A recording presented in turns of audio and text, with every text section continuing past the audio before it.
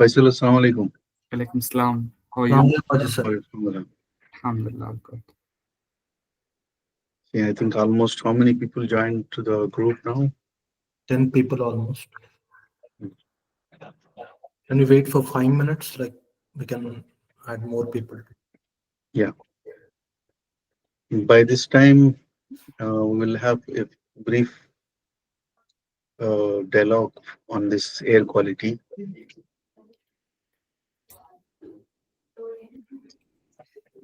I think more people are also joining for us. I'm taking this occasion to welcome everybody for our fourth webinar, what we are conducting on the air quality things. So we will have a very good interactive section. By this time, Faisal, can you just tell me uh, what is your opinion on having a 100% fresh air AHU and recirculating type uh, fresh air handling unit, which is collecting the fresh air from the building and treating it back and having a 100% fresh air handling unit for the buildings? Yeah. So there are different areas and applications where the recirculations of with energy recovery is possible, and there are some applications where it requires a dedicated 100% outside air.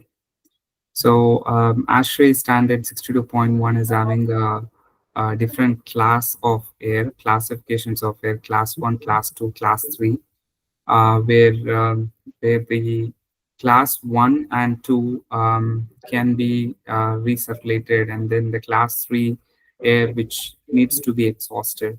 So those categories of based on the categories of applications where it can be where the energy can be recovered, those areas can be recirculated.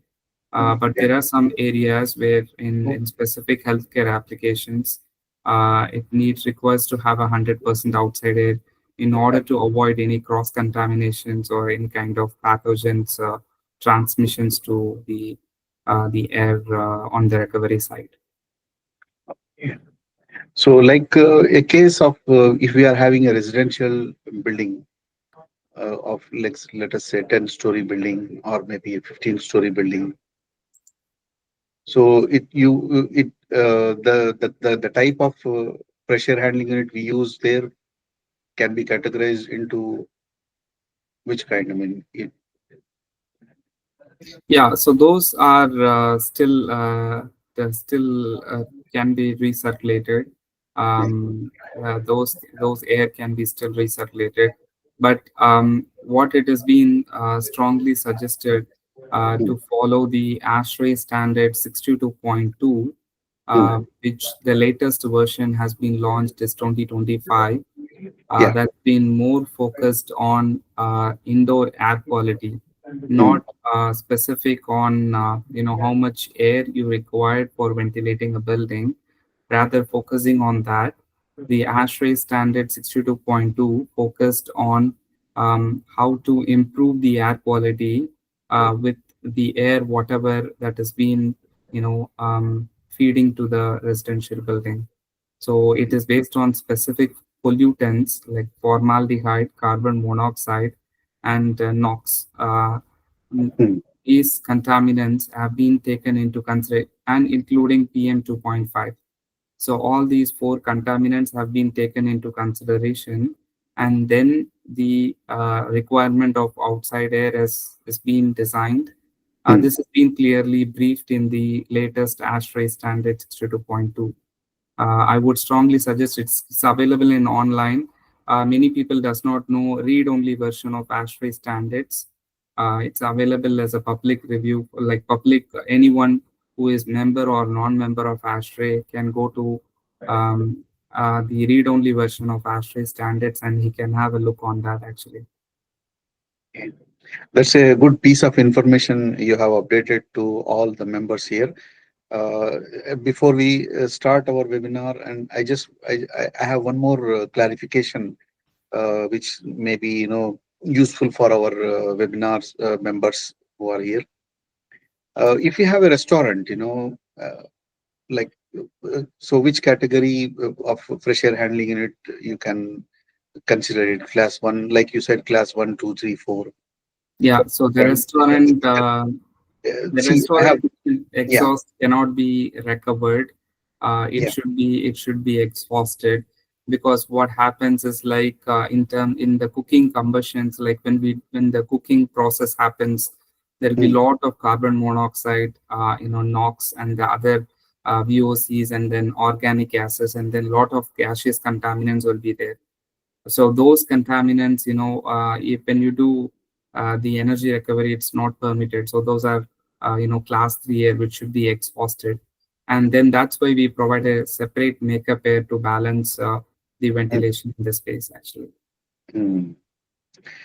Okay, and I think we have considerable members have joined for the webinar. So I'm welcoming to all the people here over the webinar.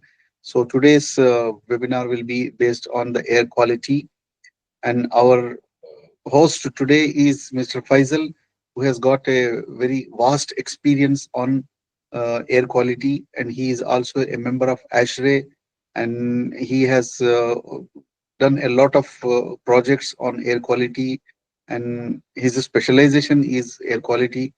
And to be frank with you, before I met him, I was not a very, you know, uh, as an engineer, I was not very focused on what is air quality.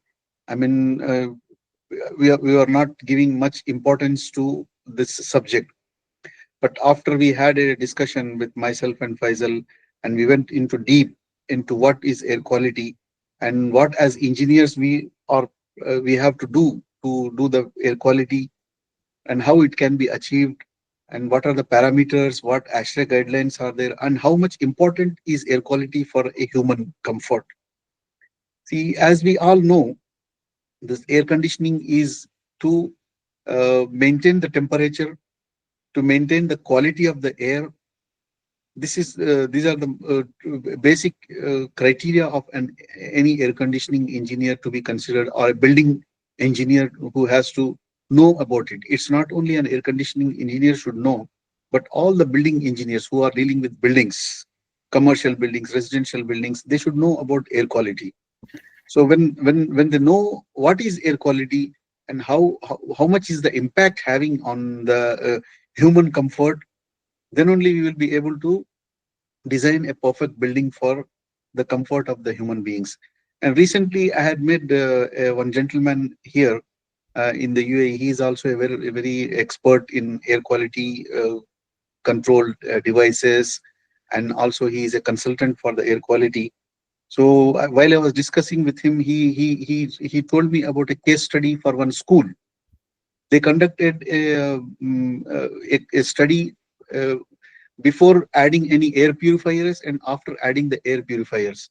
And the outcome of this study is, the classroom students who were enjoying the class, like before the air purifiers were added and after the air purifiers added, were different. The principal of the school, he was telling, really, I'm feeling myself in an environment like Yorkshire or something. He's a British guy. He was telling about Yorkshire. Yorkshire is a city where it is fully lush green, and it is giving a 100% fresh air to the from the environment itself. And the productivity of the children, the activeness of the children increased after adding these air purifiers. So it became a totally different environment. It is directly impacting the uh, human productivity itself. So these are the some lessons I learned after having many interactions with the air quality people. So I have already taken a lot of time. No, I have to give this desk to Mr. Faisal, who will proceed with our webinar. And at the end of the webinar, we will be having a question and answer sections. and we will be answering to you all and with your questions. Please keep your questions ready. And here you go with Mr. Faisal. I'm leaving the board to you. Welcome, Mr. Faisal. Thank you. Yeah, thank you so much. So, thank you so much for this opportunity. I would like to share my screen.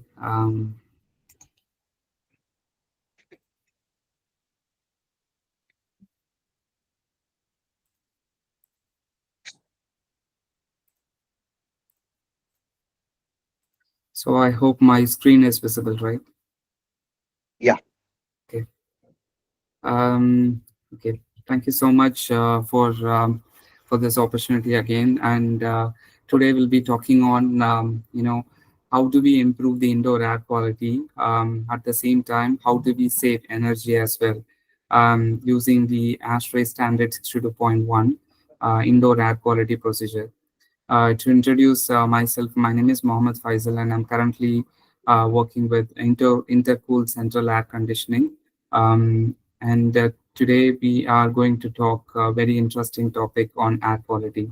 So before we dive into the technical subject, I would like to give a small brief about our company, Intercool. We founded in the year 2008, and we are basically an engineering consultancy and procurement services company. So we help the clients, contractors, and end users to select the high quality products and services, which precedes over product sales. Our head office is based in Abu Dhabi, and we have a branch office in JLT, Dubai.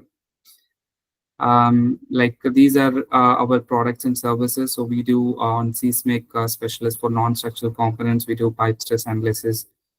We do on the vibration and noise control, any kind of noise we do, and an acoustic study, and then we are completely specialized in acoustics. We also provide underground, shelters for civilians and warfare applications. We do provide water side applications on control valves and so on. And we are also specialized in the kitchen exhaust applications like ecology units, electrostatic precipitators. We are very good in commercial and industrial ventilation fans. Today, we'll be focusing more on indoor air quality, which helps in improving the air quality by controlling the odor, VOCs, or reducing any kind of airborne pathogens. And these are our various products and companies which we represent. For vibrations and seismic, we represent Mason. For AHUs, FAHUs, and all other air conditioning equipments, we represent Clivert. On the air quality, we have a product called GPSA from US, and we for the underground shelters like blast doors, blast valves, and the blast equipments, and CBR and filtration system, chemical, biological, radioactive, nuclear filtration system. We have a company called Lunar from Switzerland. For the ventilation fans, we have Lauren Cook, and for we have our own products and equipments on the air qualities for the kitchen ecologies and electrostatic precipitators. So why the indoor air quality is most important to us? So the key subject is basically it's not a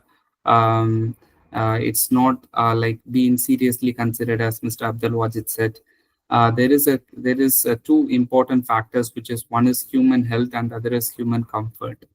So the first thing when we say, like, when someone has been not doing much well inside, when he is occupied in the building, when he goes out of the building, he feels more fresh and more alive and more active. That means it's called a sick building syndrome. So he get a sick because of the building. So that's, we call it as a sick building syndrome. So when we have a poor indoor air quality, what happens is, like, it impacts our health and it reduces our presence on the work, and we get a lot of absenteeism. And in some studies refers that when the people are exposing to a poor air quality, that leads to a long-term disease like lung cancers, and then because of the radon exposure. The radon and the carbon monoxides are really colorless and odorless gas, and which we cannot see visibly in the air, which we cannot smell as well. So exposing to those will really cause a lot of health issues. And the other common impacts on air quality, which we are aware, like every year there is a seasonal flu, and then we could see a lot of patients being like flood in the hospital. That's because of lot of airborne pathogens have been transmitted through the dust particles, which has been, which has been higher or peak during the seasonal changes time. And this is really affecting the people who are having an asthma, and it will really have an issues on cold and flu. And the key important factor is the indoor air quality. The second important factor is the human comfort. So, as Mr. Abdul Wajid, again, he said about school case study, it's a very interesting one. So, people, when they exposed to a good air quality, their cognitive performance, the thinking and, learning curve is like really, it's a boosting thing when the air quality is really good. So, obviously, the productivity and happier occupants is depends on the good indoor air quality. So, before we talk more on indoor air quality, I want to highlight on the outdoor air quality as well. So the outdoor air is like, specifically ASHRAE, they have changed the terminology using fresh air. They always use in the all the standards and guidelines as the outdoor air. So because we do not know the outdoor air is fresh air or polluted air. So that's why I used a terminology called may. So outdoor air may be polluted with construction dust, vehicle exhaust, and building and industry exhaust. There are various pollutants like PM2.5, carbon monoxide, nitrogen dioxide, and if it is located to some close oil and refinery plants, then there will be a lot of, SOx gases as well. If it is closely located to STB plants, then there will be a lot of methanes, mercaptans, ammonia. So there are different applications oriented. Depends on where our building is located. So that's why the design engineers are highly recommended to see when they are designing the fresh air handling unit or outdoor air handling unit. You need to ensure that surrounding buildings, or we ensure that, or is there any kind of contaminants that's being generated from the surrounding buildings. So there are different applications. There could be some tire warehouse, like if the tire warehouse will generate lot and lot of ultra fine particles and then total volatile organic compounds. And these have been severely, if there is a residential building or if there is a commercial office building closely located nearby, then they could have a infiltration of all these pollutants through windows, through cracks, through doors, through the FAHUs. And so the purpose of the ventilation system may not be effective. uh, why we specifically stress for our region is basically, our region is a hot and humid climate conditions. So that's why we need to understand the outdoor air quality. So the traditional means of dealing with the indoor air quality is specifically through outdoor air. So we take outdoor air, we cool and we dehumidify, and then we pass through specific filtrations like pre-filters and back filters, which could filter the fine and coarse particles, and then it pass through your fresh air handling unit. So which is called, which treats the outdoor air. So and then it passed through your building for the purpose of diluting the contaminants that is being generated inside the space. Assuming the fresh air handling unit is providing a good outdoor air, which is a cleaner outdoor air, which is not always true. In many locations and climatic conditions, especially if you take Middle East conditions, the outdoor air ventilation needs to be treated with proper air cleaning systems in order to meet the good air quality inside the space. That's why if you see ASHRAE standard 62.1, in the first few pages, the designer have to look out, the quality of the air by looking at the surrounding of a building, and then if there is any specific gaseous contaminants or being coming in a large amount, then that requires a cleaning under such circumstances. So the energy, okay, now we were talking, okay, we if the quality of air, outdoor air is not good, then whatever air we are cooling and dehumidifying, that's been a real impact. So today is the global warming. People are really focusing on sustainability and decarbonizations. When we talk about building owners, architects, engineers, they have been forcefully, uh, to look for options, where we can improve the system energy efficiency, and then, reducing the carbon footprint, especially in the hot and humid climates like Middle East. We face a larger challenge on energy consumption, especially on the mechanical ventilation. Why? Because we have to cool and dehumidify the outdoor air from 46 degrees Celsius to 25 degrees Celsius to the return air temperature of the system. That requires a large amount of cooling and dehumidifications, especially in the peak summer. Many building operators and facilities are forced to shut down both outdoor air ventilations and the exhaust air systems. Why do we need to switch off the exhaust air systems? Is because to keep the building neutral conditions. If you keep only running the exhaust air system, and if you switch off the FAHU or the outdoor air handling units, then what happens is like all the humidity will infiltrate, and then there could be a lot of condensation issues, and there could be a lot of mold and damps could grow inside the building. So the simple reason is to the to have a control on indoor air quality, because of the outdoor pollution is higher in the peak summer, and also to save energy during the peak summer time. The facility and building operators are forced to do this. So we are in a situation. Okay, how do we improve the air quality? At the same time, I do not want to stay so much of energy for no reason. So the challenge is, as I mentioned, how can we balance both? So the ventilation standards and mechanical codes, specifically, ASHRAE standard 62.1 2022 version, have been clearly specifying, highlighting the procedure called indoor air quality procedure. So this has been developed to provide a very healthy and comfortable indoor environments. The air cleaning is the alternate to the outdoor air. So wherever you have a polluted outdoor air, then you can have a look for performance-based procedure called indoor air quality procedure, where you can use the air cleaning systems for both particulate and gaseous contaminants to maintain the acceptable indoor air quality.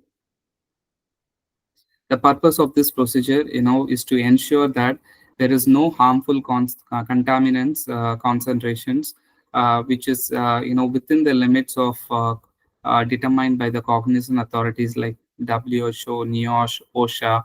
All these authorities have defined some thresholds for the concentrations, harmful concentrations. So the purpose of the standard is to, maintain those, and to specify the minimum ventilation rates, and to provide the acceptable indoor air quality.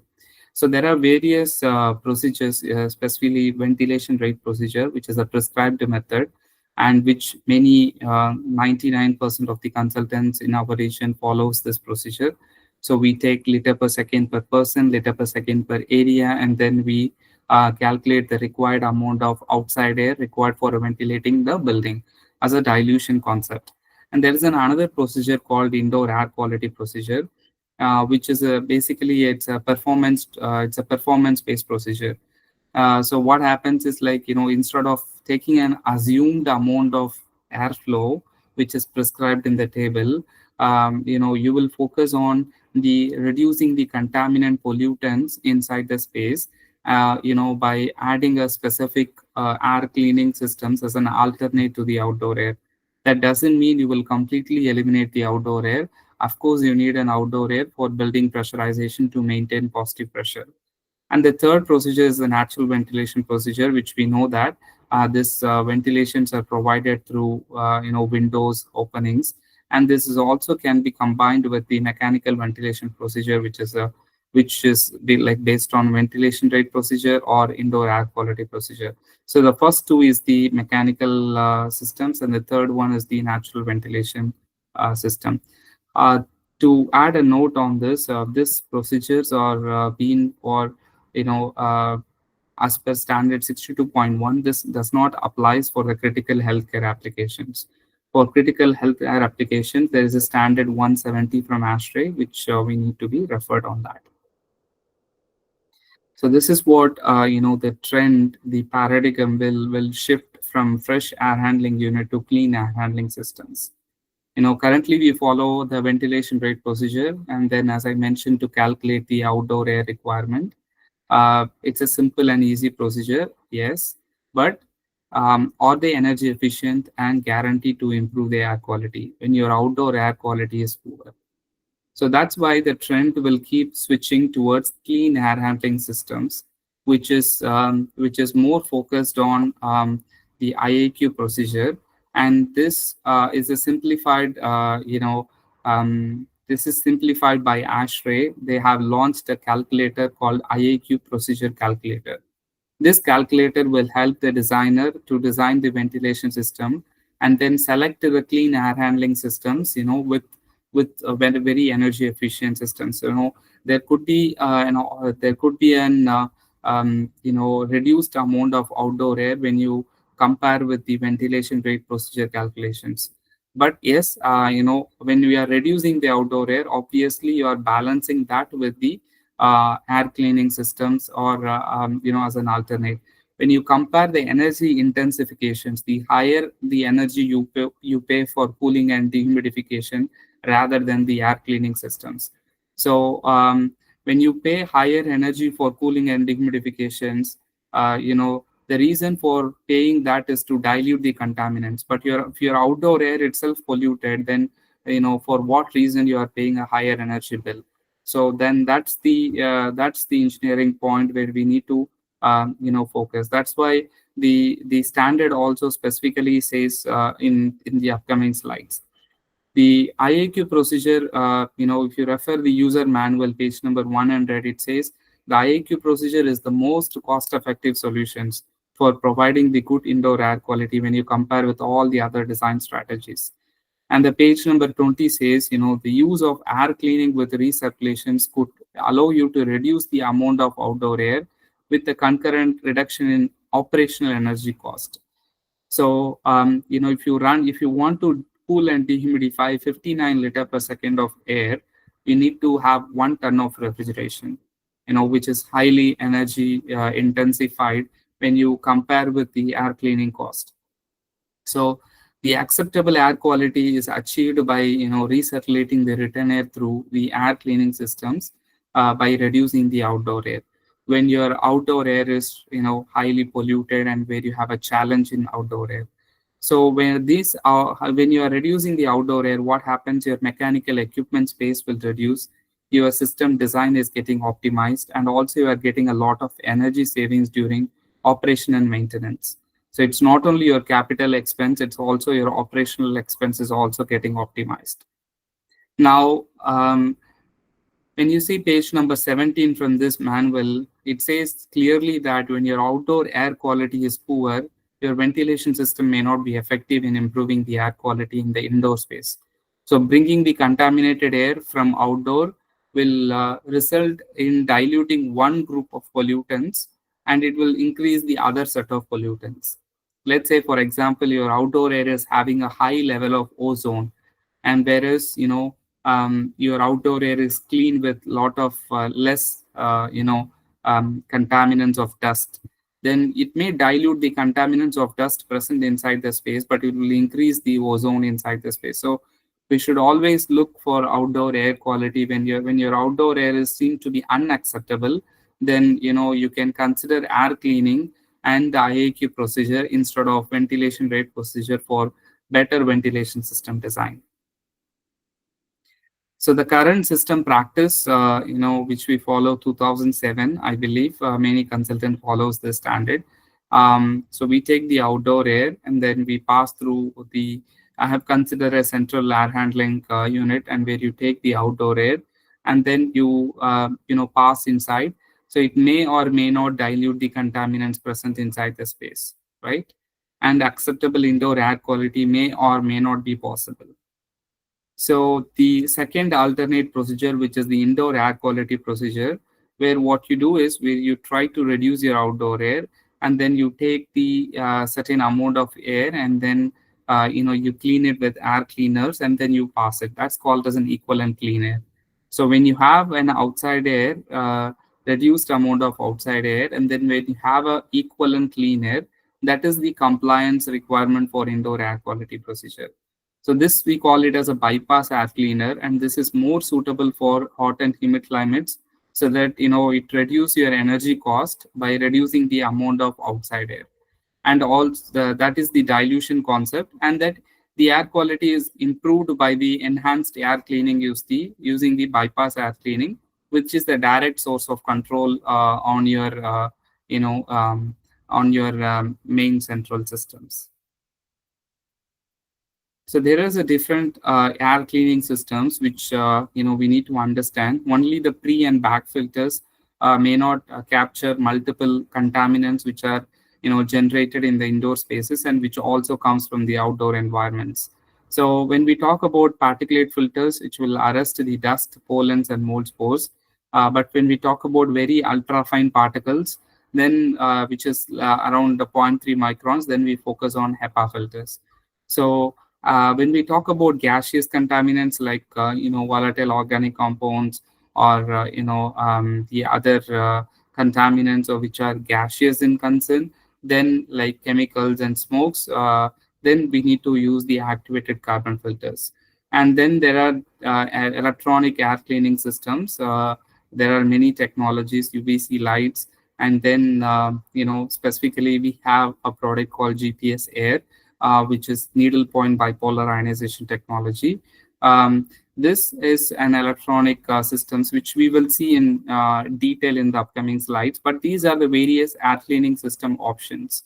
Every product is having a relevant reference with ASHRAE for testing the efficiency and the performance of the system.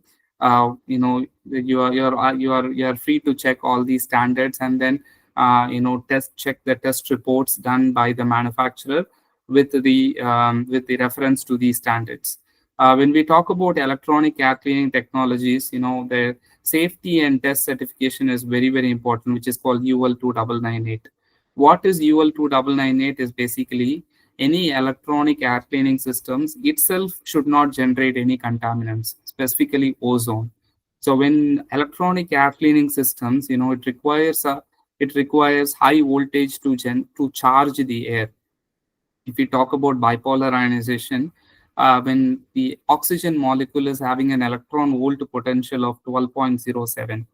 So when the voltage through the air purification product, if the voltage passed more than 12.07, that means oxygen is breaking down, and then it will O plus O plus O, it will form O3. So that's why UL 2998 is being very stringently recommended by ASHRAE and many authorities to have this UL 2998 certifications, in order to ensure that any products, electronic products which a customer choose, that should not have any ozone emissions from the product. Now, to comply with the IAQ procedure, the manufacturer to provide the third-party testing efficiency in reference to all these ASHRAE standards. So we understand how the indoor air quality procedure, this is being done with simple ASHRAE IAQ procedure calculator. And how this IAQ procedure is being done is there are set of design contaminants. When the design contaminants are being met within the design limits by using an air cleaning systems and your outdoor air, then the IAQ procedure is acceptable. We will see in detail in the upcoming slides how the IAQ procedure is being calculated. The benefits of having this IAQ procedure is basically your cooling coil capacity is getting reduced, your mechanical equipment space is getting reduced, you are having a lot of energy savings by reducing the outside air, and by using an enhanced air cleaning systems, your air quality is getting improved, and you are having a lower operation and maintenance cost because of your reduced capacity of your outdoor or fresh air handling unit. This is the question which many consultants have asked me. What is the reason why this procedure is not being followed, or why it is not being is it acceptable by the lead? So lead version 4.1, there is a procedure called IAQ procedure. This procedure is basically ensures that it will get you an additional points, credit points, innovation points. So if you are designing the ventilation system using the ASHRAE standard 62.1 indoor air quality procedure, which is contaminant based acceptable IAQ design, then you will get 2 innovation points. And also, if you are enhancing the indoor air quality, then you will get additional 1 points. So basically, you are designing the ventilation system based on IAQ procedure. You will get additional 3 points. In when you are applying for lead. So this is how the IAQ procedure is being calculated, and do not need to worry about all these process because many of the process have been done by the calculator itself. So ASHRAE IAQ calculator. So there are design compounds and design limits. When I say design compounds and design limits, means these are the list of contaminants which are being present inside the building that is defined by the ASHRAE in table 6-5, page number 26. And there is a limits that has been provided for each contaminants on the harm limits. So when we are doing the design, we need to ensure that where our air or air cleaning systems are providing the air within the limits as set by ASHRAE. And there are different emissions that could emit from furniture, that could emit from paints, walls, and then that could come from building materials. All these emission rates are already being incorporated in the ASHRAE calculator. So we as a designer, we do not need to worry about what are the contaminants I need to look for and what are the limits that I need to look for and what are the emission rates that I need to check for. We don't need to worry about that because already ASHRAE calculator is having all these data. And then the air cleaning efficiency. This air cleaning efficiency, as I mentioned, ASHRAE standard 52.2 will provide for the particulate filtration efficiency, 145.2 will provide for the gaseous filtration efficiency, and UL 2998 will provide for if we are using any electronic air cleaning systems. So all these air cleaning efficiency have to be incorporated in the calculator, which will be provided by the manufacturer. And the final one is the ASHRAE calculator will do the calculations and it will give you the output. So as a designer, we have to input only the basic details like how many number of people and then what is the total required area and then what are the different applications. Those input only we need to input, and then automatically the results will generate from the ASHRAE calculator. So many people are still, how do I know where I can refer the outdoor air quality concentrations? This can be taken from various air quality stations. We have around 50 plus air quality stations across UAE. And if you go to National Meteorological website and you can take the, you can see the air quality, of different contaminants like PM10, PM2.5, carbon monoxide, NO2, ozone, and then sulfur dioxide. All these contaminants can be checked in the National Meteorological website. This I have taken this snapshot on last year, 30th of July at 11 o'clock. You can see in Hamdan Street how much is the pollutants that's been, in the outdoor environment. So this clearly states that, we have to, as a designer, when we are designing a building, we need to see, look around the area, how much air is being polluted, and then, is there any additional sources of contaminants that could come or infiltrate to my building through outdoor air. That has to be checked, clearly by the designer. So this is what I was telling, the list of contaminants, which is already incorporated in the calculator. And if you see this first 4 set of contaminants that will come from occupants. So we use, daily like fragrance for our, for perfumes, like, people use personal healthcare products and personal, beautification products and all those stuff. So there could be a lot of occupant source also. And then if you see the formaldehyde that could come from building furnishings, and then again these are all contaminants that's been generated by the occupants. And then again there is a carbon monoxide, particulate matter, ozone that could come from outdoor air. And if there is any pets, then also that could come, ammonias also could be there. So all these contaminants needs to be taken into considerations, and this is already incorporated in the calculator. And these are the harm design limits, the system what we are designing, it should maintain within this limits in order to ensure that the hazard limit is being threshold is being maintained within the limit as set by ASHRAE. So before I would like to play a small video, and then thanks to GPS Air, this we have done. They have done a very good job in making the compliance of indoor air quality procedure product, and that's called a smart IAQ. Let me play this video.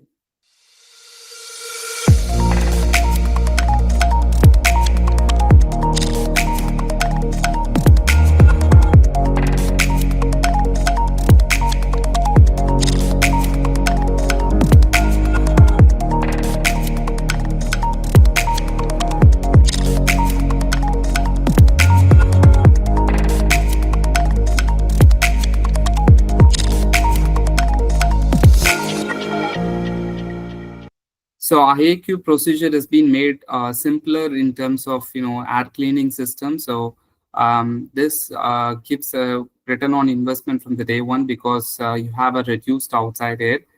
So having an air cleaning, enhanced air cleaning will be taken care by the smart IAQ. It provides a cleaner air, and also in terms of energy consumption, that could consume maximum 200 watts per device. And this is the bypass air cleaner. So it's a standalone system that delivers the on-demand air cleaning. When we say on-demand air cleaning, there is a reason for that, which we will see in the next slide. And this reduces the upfront equipment cost, and also it improves your energy efficiency in compliance to ASHRAE standard 62.1 indoor air quality procedure. So it is it's an efficient air cleaning system independent of your HVAC systems. So this is what I was telling, on-demand air cleaning. So basically there is a IAQ sensor, and there is a controller, and there is an EC fan to take care of the static pressure of this filtration. So there is a particulate filtration, there is a gaseous filtrations, which take care of all the contaminants specified by the ASHRAE in the compliance of the standard. And there is a needle point bipolar ionization technology as an add-on. So what happens is, like the on-demand air cleaning, basically the air quality sensor will continuously sense the air, and then whenever the air quality is getting worse or getting higher than the threshold, then it will send a feedback to the central controller. The controller will ramp up the speed of the fan. So in this case, your life of the filter is also being increased, and also you are not continuously cleaning the air without a reason. So when the air is polluted, then only you are cleaning the air. In this case, you are having a higher life also on the system, and the filtration life as well. The first one is the solid state IAQ sensor, and this sense the TVOCs, carbon monoxide, formaldehyde, and then NOx and the various particulate contaminants. The second one is the particulate and molecular filter, and as I said, it all's been thanks to GPSA, it's all been tested with 52.2 tested, and then the gaseous filter is tested with 145.2 testing. So this is paired to provide long filter life using the smart intelligent systems. And this has an EC fan. We know that EC fan is a low maintenance system, and it operates a whisper quiet between NC25 to NC35, which provides a clean air without any disruption. The add-on, the last option in the smart IAQ, is the needle point bipolar ionization technology. We will see in upcoming slides in detail about this technology, but technology is efficient in removing the particles like particulate pollutants like virus, bacteria, and it provides improvement in overall air quality. This is how smart IAQ works. So basically, when your threshold is being exceeding, then it will detect the level of it will refresh the smart IAQ for 30 minutes, and then it will go for a monitoring mode. So when it is in monitoring mode, then it will continuously sample the air, and then it will go back to the if the air quality is good, if it is within the limit, then it goes back to the sleeping mode. So again, when the contaminant threshold has been achieved, then it lowers these system operations, and then it will be in a sleeping mode. And when the contaminants are getting up, then again it will be activated. So this is how the response to the contaminants with intelligence, the smart IAQ is being delivering that. Um, we would like to look on the small calculations using ASHRAE standard 62.1 indoor air quality procedure. It's a sample case study, which is basically taken a location of UAE and hot and humid climate conditions. It's a 14,000 square meter area, and it's around 2,456 people. And when we to look at this, there are 14 AHU serving to different parts of the, 14,000 square meter area. And then if you see indoor air quality procedure, it is the corrected outside air. So it just requires around 6,000 liter per second. And if you see the toilet exhaust air, which is around 8,545 liter per second. So the system balanced outside air requires, 10,978 liter per second. And then the smart IAQ, the recirculated clean air is around 3,300 liter per second. So when you see the comparisons of the VRP and IAQ procedure, I will show it at the end of this calculations. But how this IAQ procedure is being calculated is basically, first we input the design contaminants, which I show. We can take it from the National Meteorological website. So wherever your project has been located. So these are the contaminants, which I have taken from the National Meteorological website, like carbon monoxide, PM2.5, ozone, nitrogen dioxide, and sulfur dioxide. And then again, as I mentioned, the contaminants can be taken from the National Meteorological website. And, these are the contaminants which is already there. And the manufacturers have to provide the third-party tested air cleaning efficiency.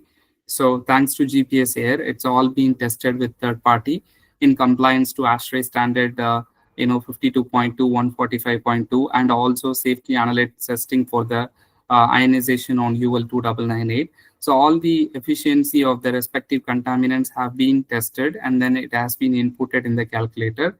And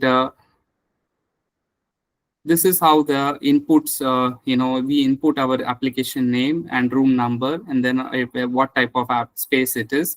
And then, we have our specific occupant population. So I do not have a default occupancy. So I select no, and I input my own occupancy. Then I input my own area. And then we consider zone distribution effectiveness as 1. Then this is the half calculated airflow, the cooling load for each space. And then you will get the the IAQ procedure calculated airflow. So there are few basic inputs which we need to choose, whether it is a single zone or multiple zone. Then our filter location is A1 because it is taking some amount of air and cleaning and supplying it back. And the efficiency calculation method is Appendix A. The total number of population is 163, and the HAP calculated airflow is 15,000 CFM. And our smart IAQ capacity is 500 CFM. So I inputted 500 CFM, which is delivering a clean air.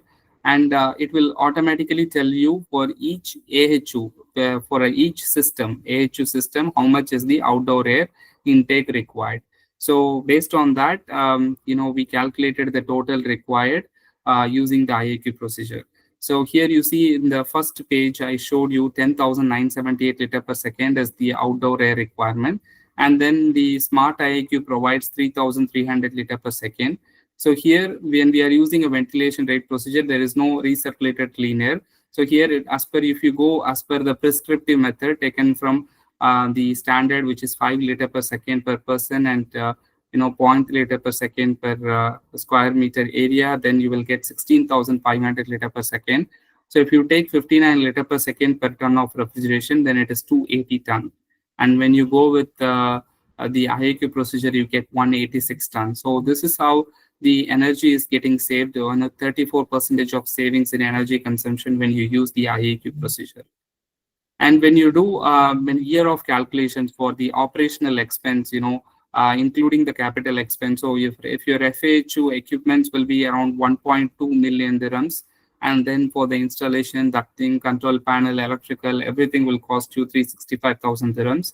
And then initial, during the capital expense, you need to pay around 1.58 million dirhams. And every year you need to, if you consider as per UAE, 0.44 dirhams per kilowatt hour, if it is working building 5 days into 8 hour, in a year, it will work for 1920 hours. So if you have this 1920 hours for 0.44 dirhams into 997 kilowatt hour, then you will get 842,000 dirhams every year. And then you will have a maintenance cost like, cooling coil cleaning or the filter replacements and all those stuff. So you will get a 0.87 million dirhams every year when you use a ventilation rate procedure. But when you go for an indoor air quality procedure, obviously you will, you have a air cleaning cost as an add-on, and but your initial equipment cost on the FAHU will reduce, and your installation cost also will reduce because your equipment size, your ducting, everything is getting reduced, and from 1.58 million you get reduced to 1.3 million dirhams.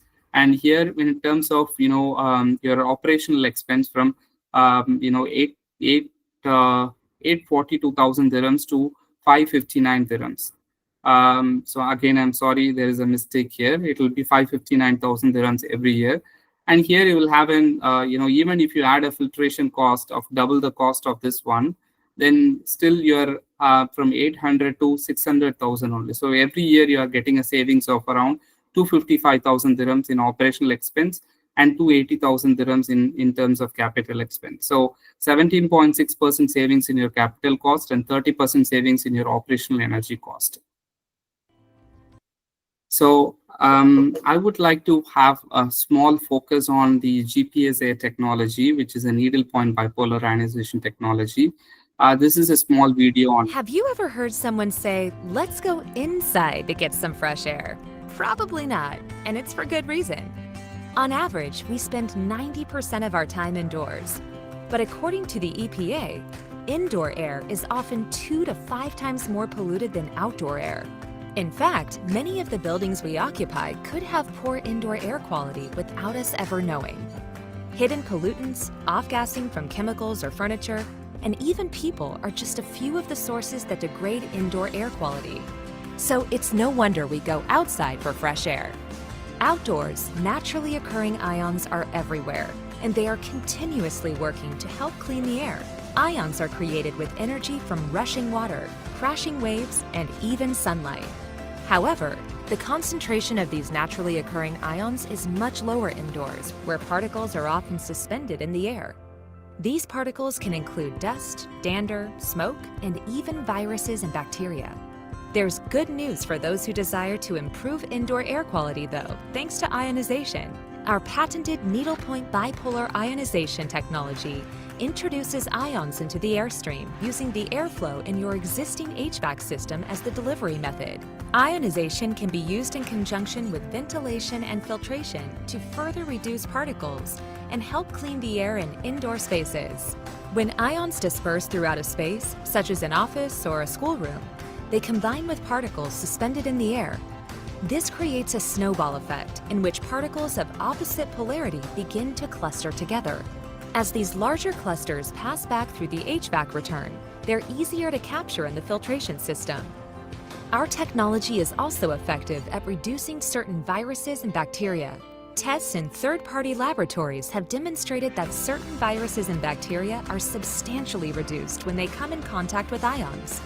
Other common indoor air pollutants include VOCs, or volatile organic compounds. There are hundreds of types of VOCs that are created by common household items, such as cleaning chemicals. Ionization can also be effective at reducing certain VOCs and odors, like those lingering around nearby trash. You can also feel confident knowing that our ionization technology will not introduce harmful levels of ozone into the air you breathe. Today, our technology is trusted to help clean the air in hundreds of thousands of installations, including offices, schools, airports, healthcare facilities, and other community spaces around the world. So as I mentioned, this GPSA technology is the patented needle point bipolar ionization technology. It's an electronic air cleaning technology which works by ionization system, one needle will generate positive ion and the other needle will generate negative ions.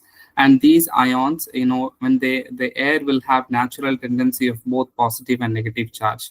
When they come in charge, when they come in, charged with this negative and positive ions, when it comes to dust, they get agglomerated, they get, joined together and they form a bigger particle. So when they form a bigger particles, they either settle down by gravity or they go back to your filter, which can filter the coarse particles. So this will also reduce viruses and bacteria, and also it will tackles the odor. So it's a one point system for all the different systems and technologies. So when you have a higher the ions density in your space, then you have a better indoor air quality. That's why we as a GPS air, we always recommend to have the ionization closer proximity to the space. So these are duct mounted products which can be mounted in the duct, and then for easier convincing of delivering the ions to the space. And all the products are UL 2998 certified, and which is consume very less power of 10 watts to 12 watts. And then these are for the fan coil units mounted. Again, it will consume only 8 watts to 12 watts power. And these are for the FAHUs or AHUs. If you want to mount it on the blower, then that's also possible. And this is consumes again less power, and it occupies very less space. It comes with a high attracting magnet. It can be mounted on the blower casing with a magnet. You don't need to drill a hole or anything specific on that. And if you want to focus on coil cleaning, so this comes with a modular bars, and then you could see these are all needles. So it depends on your width of the cooling coil. You can modulate this and you can cover the entire width of the cooling coil. And again, it has a dual benefits, and one is to save energy and the other is to improve indoor air quality. When we say dual benefits, how it will improve the improve the energy saving. So basically, we know that the evaporator coil is all getting influenced by the fouling factors, and then it will influenced by the biofilms. The coil is getting fouled by the biofilms and mold and mildews growth on the cooling coil. So when the ions is being showered, it will be installed on the header of the cooling coil. It will be showered on the surface of the cooling coil so that the coil keeps clean as it is.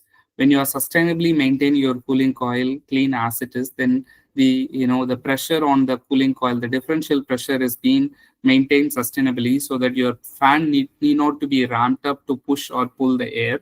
And then your heat transfer efficiency is also getting improved by use of this particular systems on your cooling coil system. And so that's why it improves your air quality when it comes to particulate and gaseous contaminants. And it also enhances your airflow and system performance, and it saves your energy by reducing the pressure resistance across the cooling coil. Therefore your fan speed is also fan speed and fan heat gains is also getting reduced.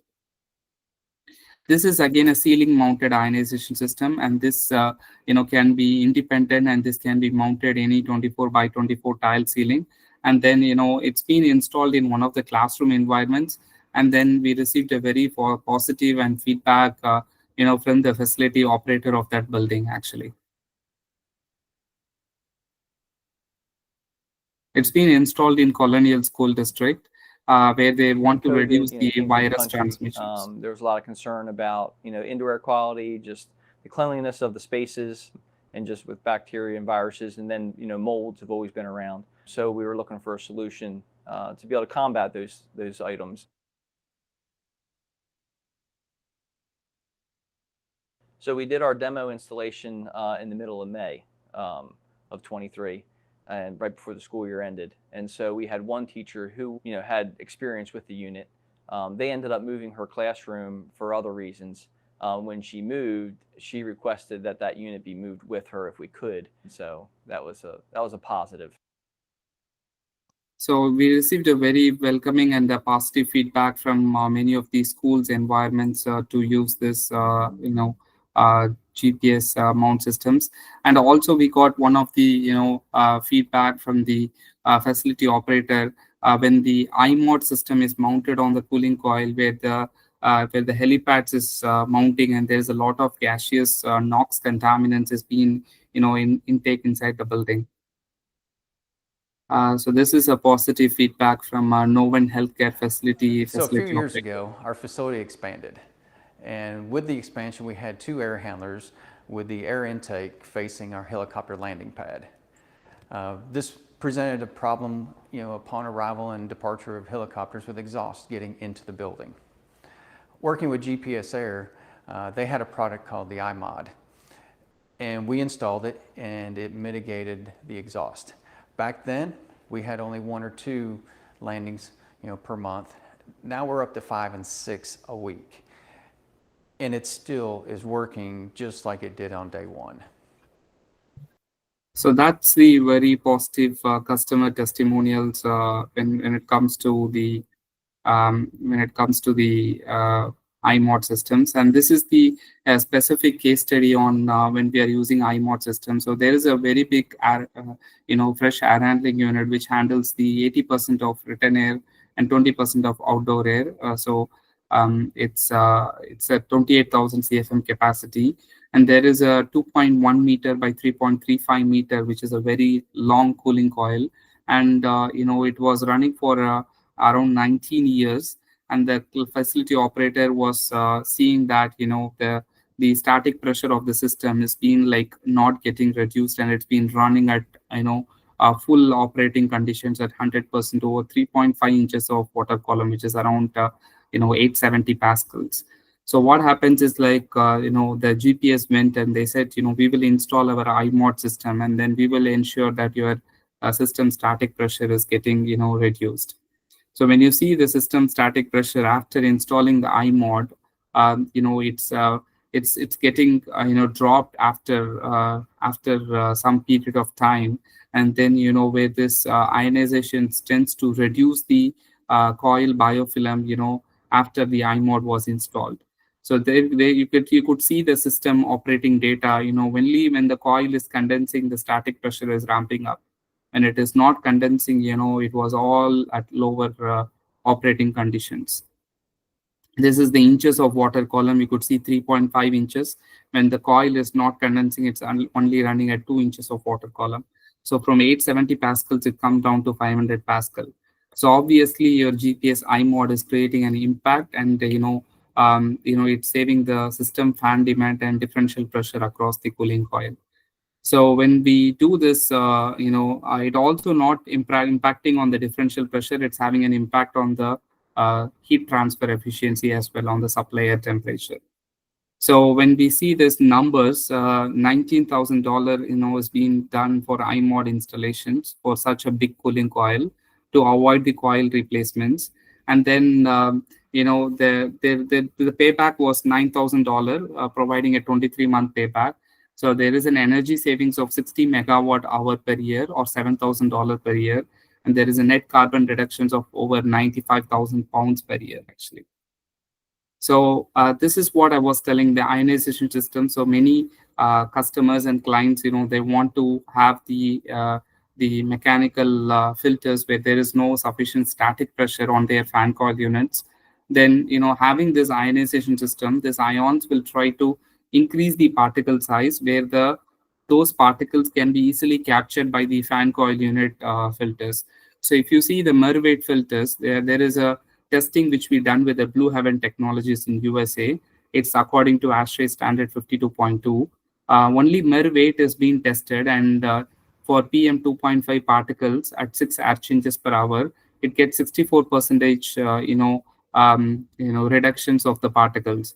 But when we're done with the needle point bipolar ionization technology, it is 134%. So that means it's a double the time of efficiency when we do with the needle point bipolar ionization technology along with the MERV filters.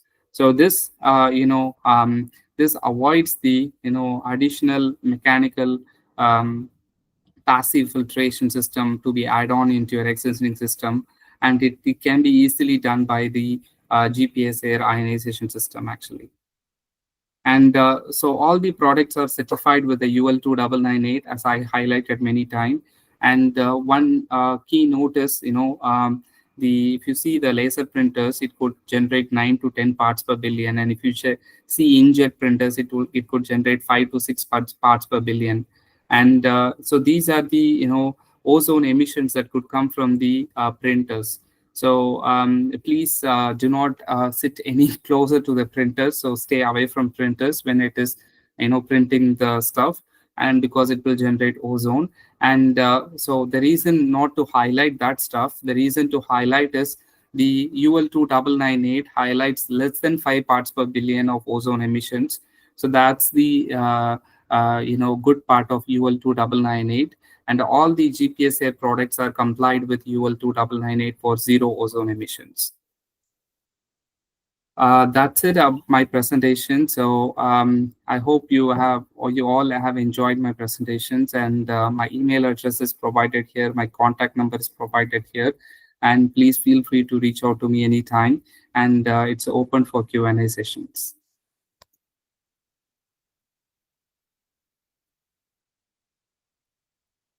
Thank you very much, Faisal, for a very informative webinar.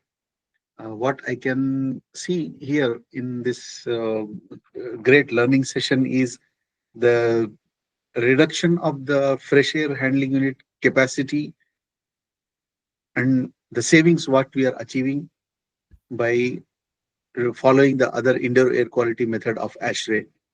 This is a new learning point for us, and really, there are many industry experts. We are also recently we have been working for one printing press job.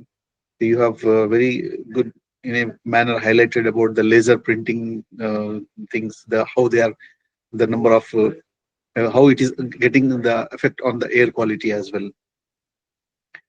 And now I'm open to the Q&A session. And gentlemen, now if you have any question and answers, you may please ask for the questions, or you can put it in our chat box. Mr. Faisal will be here to answer for all your questions.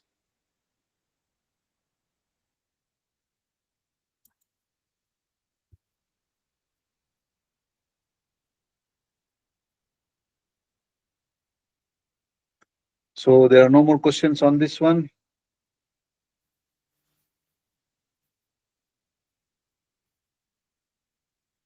Yeah, I think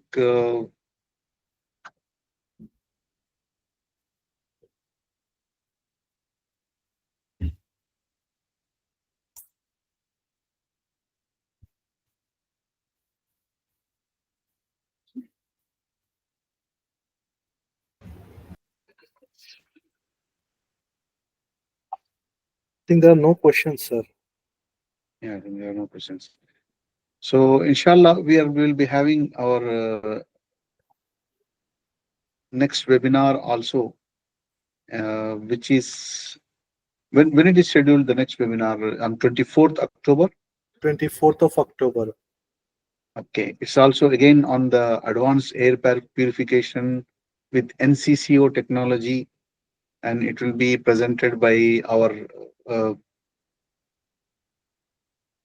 admins, one of the admin members, and who is a very supporting company, Bin Musan Delhi. So they will be presenting our next webinar on 24th October. Soon we will be going to place this ad on our UAP MEP engineers group. And I would also like to inform all the team that we are now a supporting partner for the upcoming ASHRAE events. And also there is a regional conference going on for ASHRAE starting from 2nd October, right, Faisal? Yes. Yeah, till 5th of October. And UAE MEP engineers will be receiving a special invite, as has been told to me from ASHRAE, that our community members will be given a special invite, and we can join in any of the day. And I have been told that 2nd of October is the opening day session, which is very important, and it will be a very good event. And on the subsequent days from 2nd till to 5th of October, there are many other events happening from ASHRAE. There are many presenters are coming, showing up their technical webinars. So once the invitation is coming to you guys, you may choose the day which you want to have and attend the session according to your flexibility. Okay, I think Mohammed Tausif, you have a question here. Go ahead, Mohammed Tausif. No, sir, it's very clear. Alhamdulillah, inshallah. Yeah. It's clear. Yeah. So we will be also presenting the certificates to all the participants for this webinar, and the certificates will be reaching to you through your email ID. So with this, we end up our webinar. Thank you very much for Faisal for your beautiful presentation and very informative presentation, I am telling you. And this session will also be, it's a recorded session. It will be available on our website as well as YouTube. And anybody who has not attended the session also can be attending, can see this recorded version of it. And I'm sorry to say that recorded version will not have a certificate. Okay, Faisal, thank you very much, and Thank you thanks so to all much. the attendees. So here we leave for the next webinar. Thank you very much, Sound. Thank you. Anything to say, anybody? Faisal, Tausif, Moin, Saud. Thank you, Mr. Faisal, for your valuable webinar. Thank you so much. More webinars to come, future, inshallah. Inshallah. More informative for us, actually, mechanical engineers. Thank you so much. Thank you very much, Mr. Faisal and Mr. Syed. It is very much useful in order to maintain the indoor air quality. Thank you very much once again. Right, so thank you very much. Thank you so much.